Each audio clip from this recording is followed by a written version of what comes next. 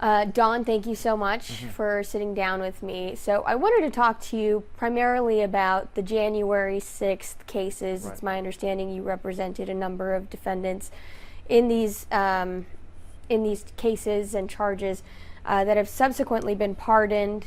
But we're also hearing that the FBI agents that conducted investigations into these individuals may suffer adverse employment consequences. So I wanted to ask, what are your clients saying, and what are your thoughts on what should happen? Right.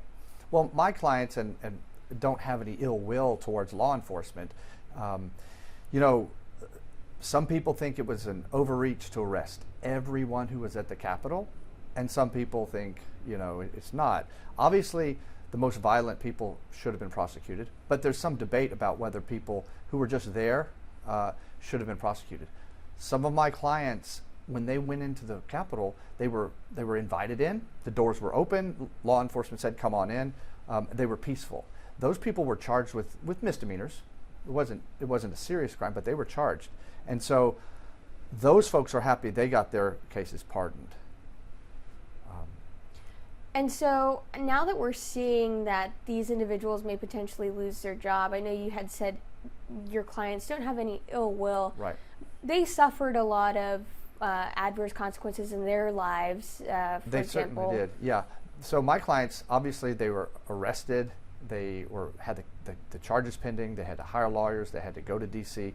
It was a big problem for them. All of that has been erased with the pardons, but they still can't get that time and energy and money back. Now, as far as all the agents who investigated them, there were thousands, probably tens of thousands of agents. And it really, the FBI kind of refocused on this.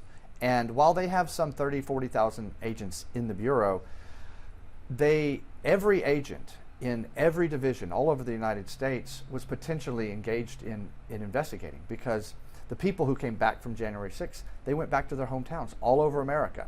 And so at the FBI and all these little field offices were tasked with going in and investigating. So it not only took up the resources of the agents in D.C. who went over tens of thousands of hours worth of video, then the agents in the field offices in San Antonio, in Dallas, in every state in the union, they had to come out and find these people. And so every day that they're chasing January 6 people, they're not chasing drug dealers and bank robbers and terrorists. And so that's kind of the concern, I think, that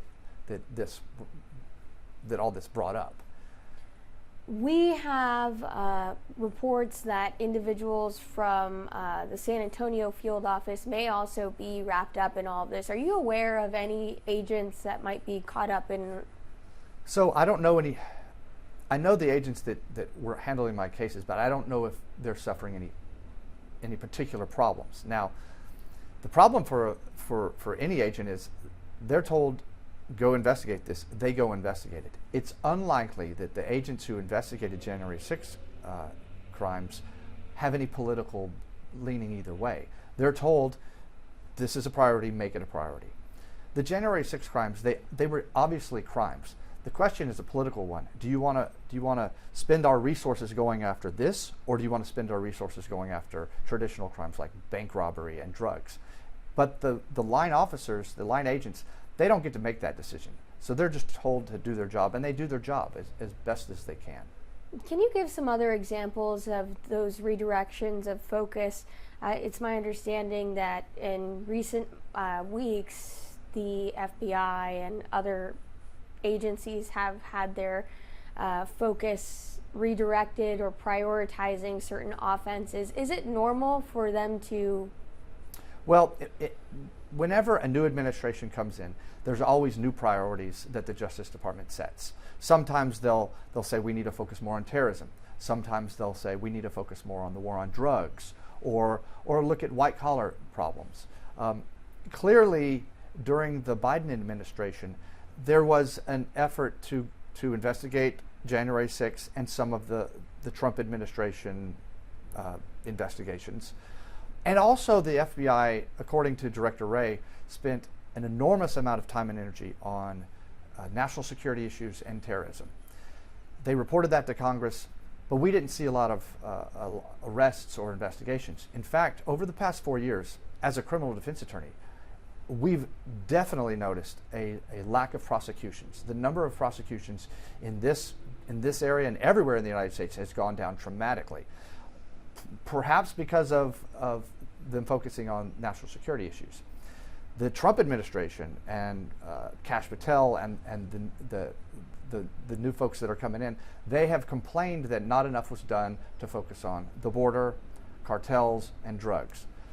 As a citizen, I'm happy to see that they'll refocus their efforts on drug crimes and violent crimes.